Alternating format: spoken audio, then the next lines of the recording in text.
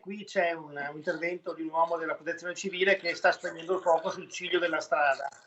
Qui abbiamo proprio la 251, il tratto Franco-Igne, dove effettivamente il fuoco è arrivato in strada. Le foto postate sul canale Telegram dal sindaco di Val di Zoldo ieri con il personale impegnato a spegnere l'incendio di mezzo canale con le fiamme praticamente in strada. E ancora la mappa del tracciato dei Canadair, un via vai senza sosta dal lago di Santa Croce a caricare acqua alla vallata zoldana. Una lotta contro il tempo per domare le fiamme da un lato e per risolvere l'emergenza nell'emergenza, rappresentata dalla chiusura della 251 che ha isolato la Val di Zoldo, accessibile solo dal passo Staulanza.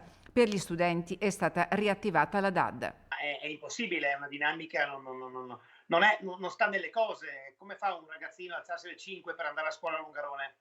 Quando in condizioni, diciamo, normali ci mette 20 minuti in macchina, mezz'ora in corriera. Una strada che negli ultimi 10 anni è stata chiusa almeno una ventina di volte a causa delle frane. C'è bisogno urgente di interventi misurati, non della galleria progettata per bypassare Igneso Franco, semplicemente perché non c'è tempo. Quell'opera, per una mancanza di soldi e di finanziamenti, di fatto non è mai stata realizzata.